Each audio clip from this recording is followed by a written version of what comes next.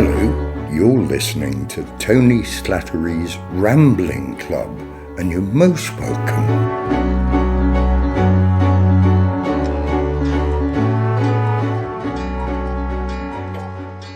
Oh, hello, my name's Paul Carmichael. And I'm Alan Lear. And welcome once again to the Rambling Club. It's a rather slow day today, isn't it, Alan? We've got nothing planned, there's nothing going on, and Tony's still in the loo, so... Yeah, well, I was going to have a bit of a spring clean. I was thinking about dusting all these knickknacks on the shelves, but before I can dust, I have to wait for my antihistamines to kick in, and when they kick in, I'll probably fall asleep. So, it's not a hugely active day, as you say. No, it's rather relaxing, really. But there's a change here, so,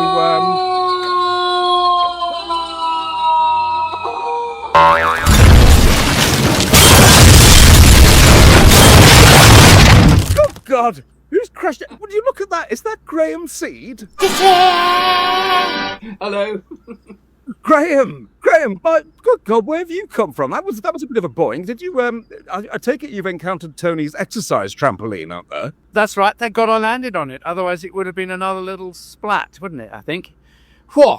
Hey, it's good to be here. Anyway, well, it's wonderful to have you here, and that's lovely for us because it was looking like rather a dull day for us. But well, Graham, as you're here, and we Tony would probably not approve of this, but we were probably going to have a little go on the bingo machine, and just it helps us to pass the time, and just takes us on a little ramble. We never quite know where we're going. Would you be interested in coming with us?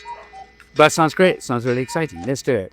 Right, okay, let's give her a whirl and see where we end up. Off we go. Hopefully somewhere with some decent supplies of lumber so we can fix the door when we get back.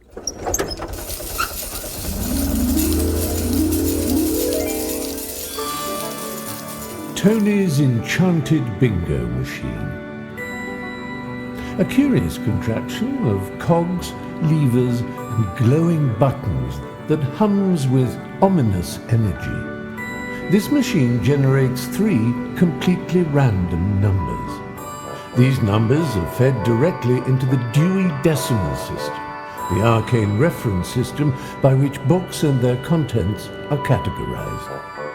In this way, the bingo machine conjures from thin air a topic of conversation so enthralling, so wildly unexpected, that it leaves the members of the Rambling Club both bewildered and vaguely excited. Thus, another evening is saved from the brink of boredom, thanks to Tony's marvellous, possibly haunted and entirely inexplicable bingo machine.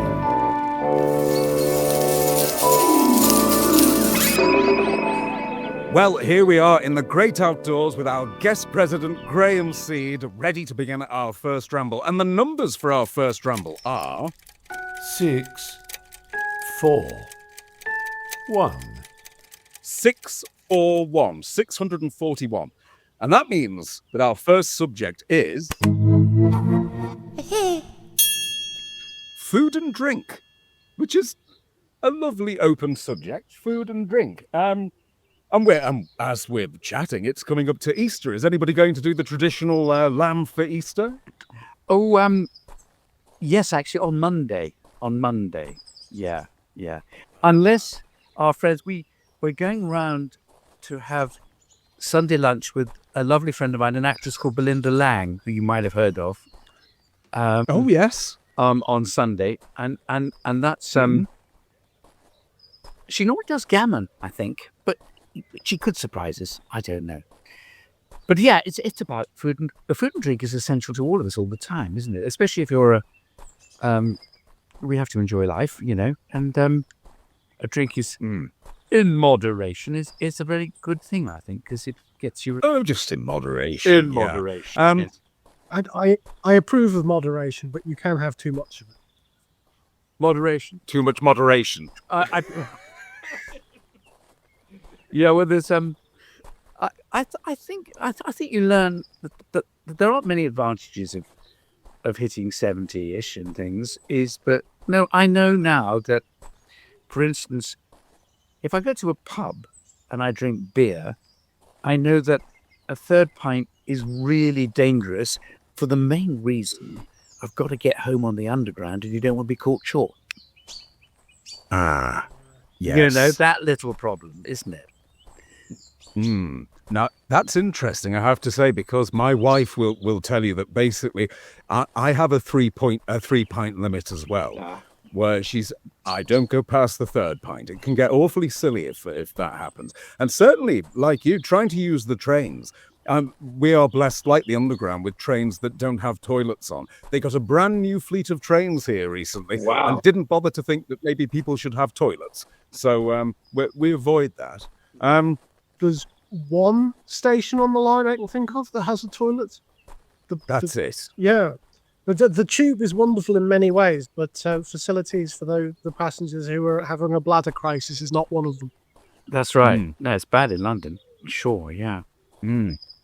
So when it comes to food and drink, I mean, as a cultural thing, I'm thinking, first of all, because something that I absolutely love when I go anywhere abroad is that element. I love the element of experiencing different food and different drink. It comes with a certain element of risk, of course. You can never quite be sure what you're going to find yourself consuming. I ended up with something with an awful lot of eyes in Greece once, and I wasn't sure what it was. It was marine-based, but just a lot of eyes and claws. Oh. And I had no idea what the hell to do with this thing. You should warn us. What was it called? Can you remember what the dish was? No, I can't. Well, they're fish eyes, do you think? Oiled kraken. Or sheep's eyes? I don't know. Well, one's pretty safe. Greek food is every time. I love going to Greece. I love the islands, and it's the mythos to drink, which is a lovely lager, isn't it? And mythos. Mythos. It just and it comes out cold, and then you get the Greek salad and a bit of bread, and then you think, what shall I have? And you probably finish up with a pasta dish or something. And you always think about the fish, but it's always twice the price. And I'm a bit mean on myself, and I think, no, I'll have another moussaka. And the fish is always heavily fried, isn't it? Which might sort of slightly put me off. But basically, I'm a mean guy, and I think, no, it's twice the price, the fish. But eating is so sociable, isn't it? And I don't know about you guys, but the older you get, the more you appreciate a meal with a bottle of wine and a couple of chums. I don't like too many people around the table because it takes so long for the food to get around, and also if everyone's talking at the same time, you can't hear properly. That's another thing about getting old. We'll discuss the bladder, but also your hearing. I had a hair test.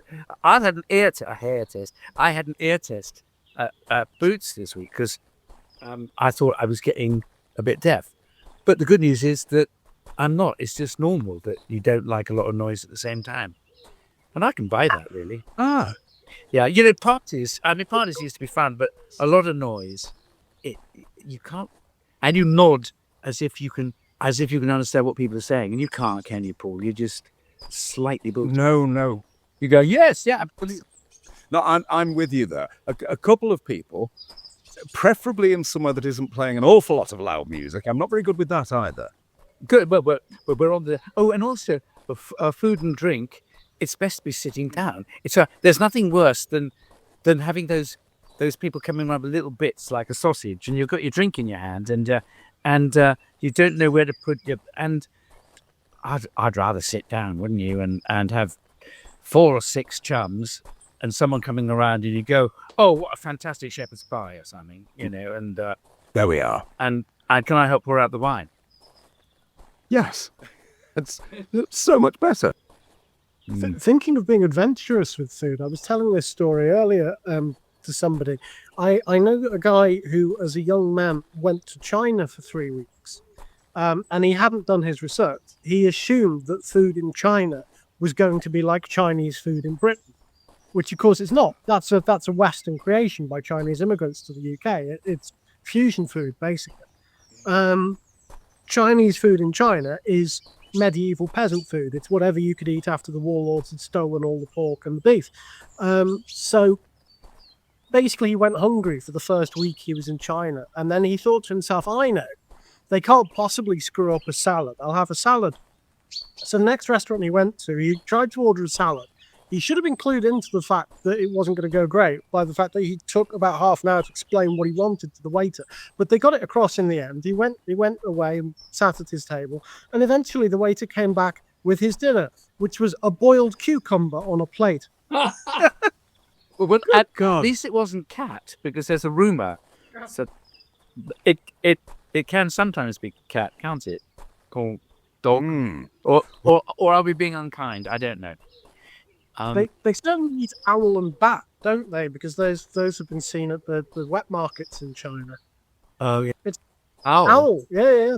Bill Bailey does a whole thing about rescuing an owl from a Chinese restaurant and trying to free it, and discovering it was impossible to get it to fly away because all its wings were sellotaped shut to stop it escaping. Oh my God. Oh, this is awful. They were there for an hour with nail scissors trying to get this poor owl free. Oh. I mean, automatically you think, how awful, but then of course I'm immediately thinking of Owl from Winnie the Pooh. But then again, I don't know if there's much of a difference to these.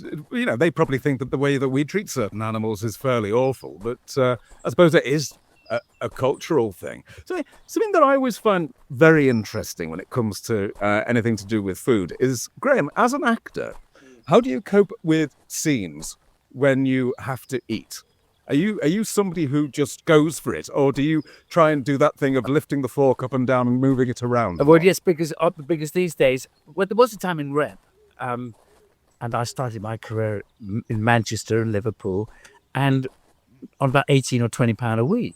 So if you had a meal in the show, it was really rather good news, actually, even if it was only spam or a pork sausage or something. At least you said it's not much of a pot, but there's a good practical in Act 2, and actions like that.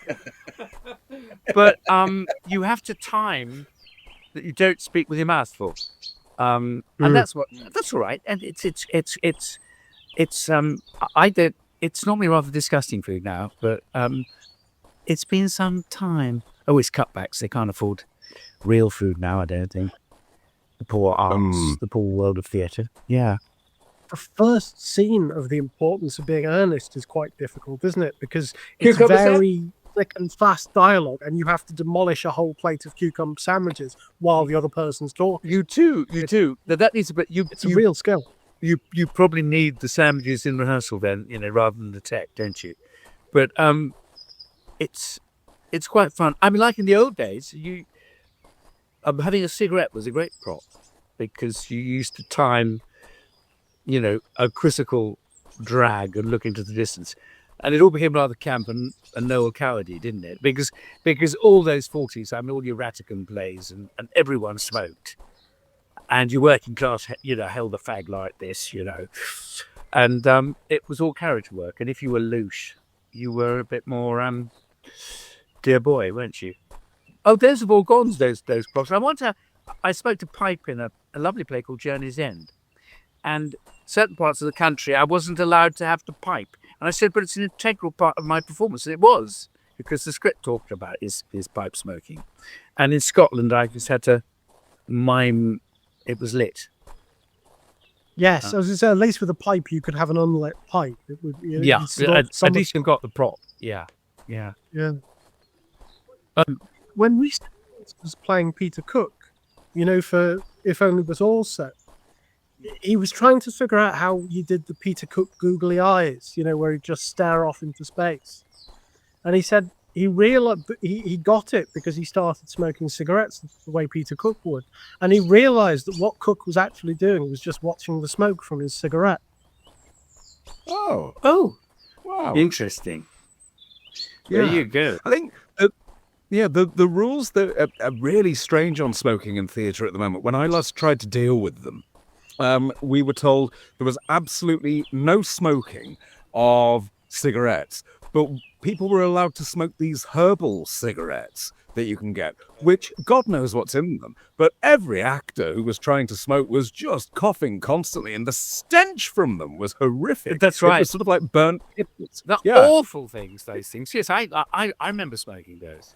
Yeah, it is strange. And I know that there was, when the smoking ban came in up in Scotland, I'm trying to think of who it was, and it was, the name will come back to me, but it was an actor who was quite well known for playing Winston Churchill. And it wasn't Robert Hardy, it was somebody else. And they were playing Churchill up in Edinburgh. And of course, Churchill without the cigar was such an unusual idea. So what he had to do was he had to hand roll his own cigars with this herbal concoction, but they weren't very good. And there's quite a famous photograph taken during performance when he lit a cigar, and because there was so much space in it, filled with oregano, whatever, and the damn thing just went shumph and just went up in flames instantly before him. And so I don't think that's safer than not allowing an actor to have a cigarette, actually. No, it's not, is it? No, crazy. Oh. Yeah. Slightly odd picture of Churchill with a rather amateur spliff.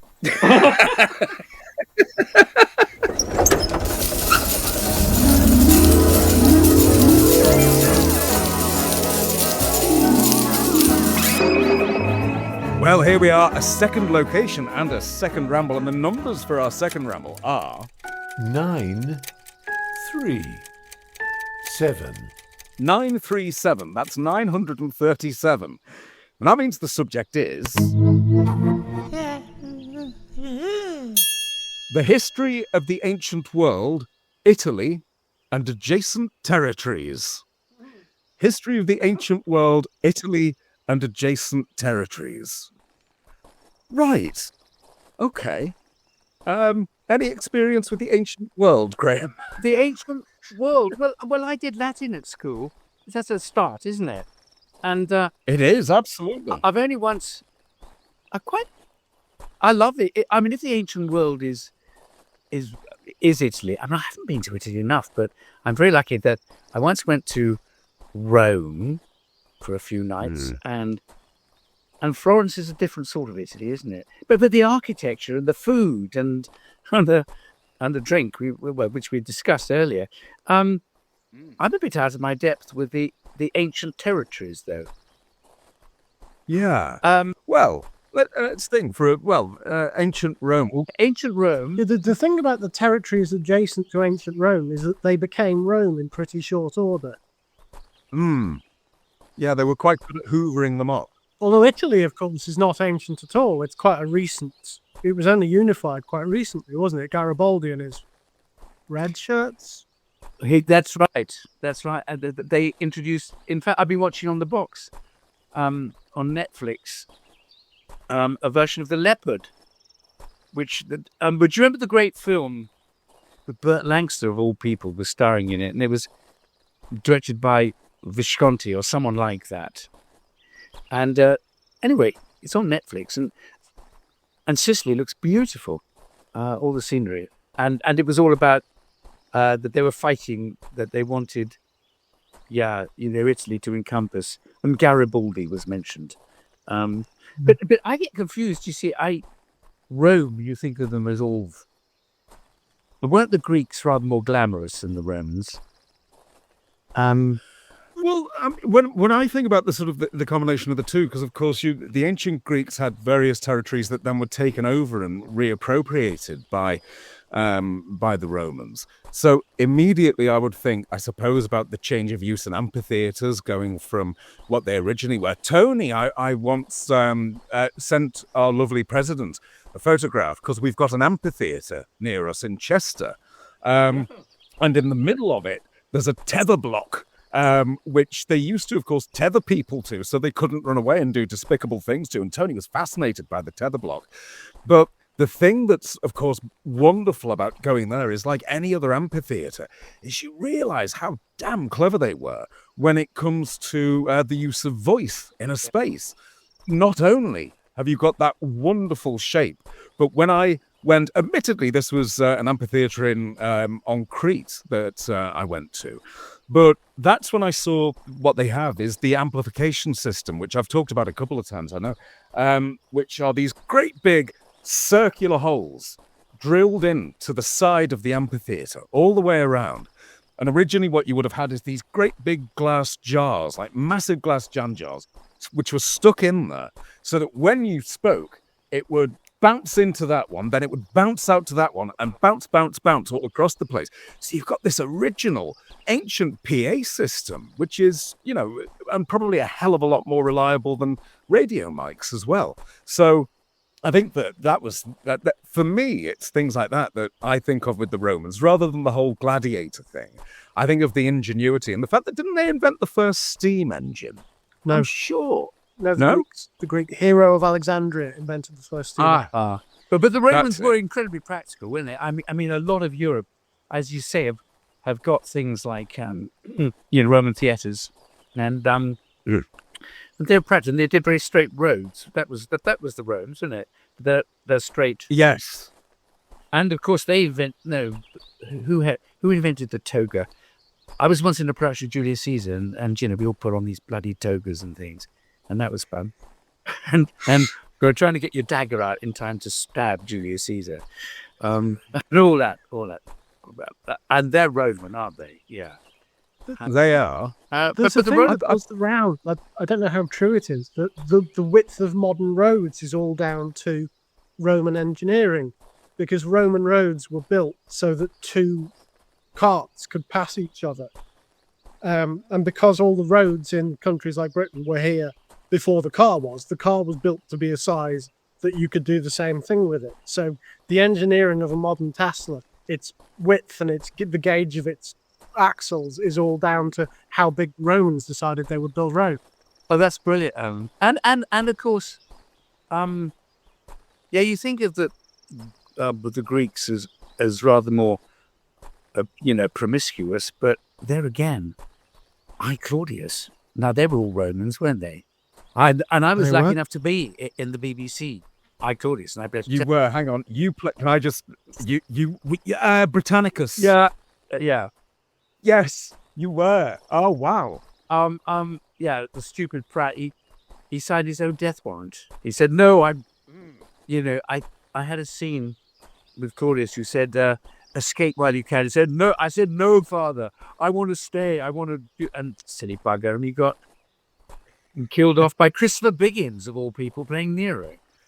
Oh, playing Nero. That's right. Yeah. But was that a relatively early TV role for you? Because that must have been a hell of a production to be involved in. I was so excited. It was a big break, actually. It was really lovely. I mean, but it was something that was, it was iconic, wasn't it? I Claudius. And when it's shown, you think, gosh, so-and-so was in it, and everyone who was anybody was in it. And it was early on in my career, about 3 or 4 years in. I remember I had to get an early morning train down from Birmingham Rep, where I was doing a play, and I had to ask the director, is it all right if you can give me the morning off, because I've got to meet someone at the BBC for a part. And I thought I could hardly afford the train fare, because that was a bit of money, And thank God I made it, because I got it. I think I got it because I looked like a young Derek Jacobi. I don't know, but no, it was an exciting little job. It's funny how sometimes you do something that gets you get remembered for. Yeah, I know it was a big production, wasn't it? Because Studio One, if I'm right, biggest studio in Europe. Huge. Was it Herbert Wise? Herbie Wise directed. Wonderful. Yeah, classy man. One of those names to conjure with, I think, Herbert Wise. Yeah, and no, we're talking about Rome, weren't we? So we are. Yeah, I'm not quite sure about the other part of the question we're supposed to be talking about, but it's sort of developed, hasn't it? That's all right. That's absolutely fine. It always does. Yeah. Well, I think, like I said, I think about those wonderful amplification systems, and it is a curious thing, isn't it? Because you do have a combination of high art and high cruelty coming together. They weren't, as I remember, they weren't averse at all to, if somebody had to be stabbed on stage, at the last minute you would whip the actor out and replace them with a slave so that you could dispatch that person. Yeah. Which... Yeah, remarkable people to have that combination of cruelty and creativity. And of course, you took your own life the Roman way, didn't you? You fell on your own sword, and that's how that expression comes. Bill, Yeah. if you take the blame for something, you fall on your own sword, don't you? Which is Roman. Yeah. It's quite stoic. Far more stoic than the Greeks, who've capped around in skirts a bit more. And I'm prone to, shall we say, more the fruity relationships, perhaps, with their own sex and things like that. The idea of falling on your own sword, of course, is that it's a quick way to die. Because the point is that the tip of your sword penetrates underneath your sternum and goes straight up into your heart. So you die very quick. You are clever. What a Oh, he is. wise man. Thank you for that. I never thought about that. So that's a quick death. A quick death, and your own body weight drives you onto the sword, so you can't if you hesitate, it doesn't happen. Yeah. So you line up your sword and you put it under your rib cage. Yeah, the point just under your sternum, and fall forward so that the weight drives the sword up into you. So it's much more quicker and more effective than slitting your wrists or something like that. Oh, well. Thank you. And isn't it, and in Julius Caesar, is it Cassius who can't fall on his own sword, who of course is responsible for so much and has to get somebody to help him at the last knockings? I think it's Cassius. I think. Yes, it probably is. I was in it once and I played, and I had the immortal line. Someone said, "How did Brutus die?" I held the sword and he did fall on it. I think I said as a very young actor. That's Pindarus. Yes, I think I played. That's it. I was a great Pindarus in my life. I was one of the best Pindaruses. Yeah, early on. Yeah. Was that something that you did in rep, Julius Caesar, or was that no? Because the rep system fascinates me still. It went to the Hong Kong Arts Festival, which of course you couldn't do now. There was British Council taking Shakespeare abroad, and it was done at Chichester, and then I went to Hong Kong with it, which wonderful. But I mean, in those days, the arts. Well, don't get me started. There were Arts Council tours, weren't there, and British Council tours, and actors occasionally got to do theatre abroad. And now we're lucky to do it anywhere, let alone abroad. Well, yeah, the funding in theatre, I think I was reading this week that it used to be that regional theatres who would produce maybe 10 or 12 shows a year are now cutting that right down to maybe 8, 6, 7, 8, something like that, and having to do them as co-productions just that's because right. the money isn't there. That's right. Although, I mean, one thing that I have in common with dear Tony S, was that we both played the same part in Me and My Girl, and I took over from him. Oh. And I played the Honourable Gerald, and that was a co-production with Leicester. And there was a huge cast for a show to start out of London and come in. Yeah, because when I was reading this earlier this week, it was saying, we just can't have these huge casts of 10 or 12. And I think, is that now considered a huge cast? So it's quite sad, isn't it? The way that everything is being pared down and squeezed. But considering, I think that the pandemic showed how much people rely on the arts and how much they rely on the performing arts particularly.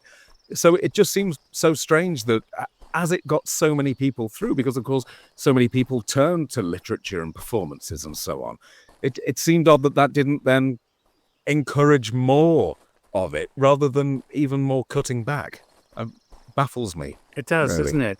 And I mean, if there's a lot of bad news, it shows the importance of the arts. If there's a lot of bad news around, which there is always at the moment, I've got into the habit of not watching Newsnight or something, but actually reading a book before I go to bed, which that puts you in a far better frame of mind, actually. And so the arts, literature, drama,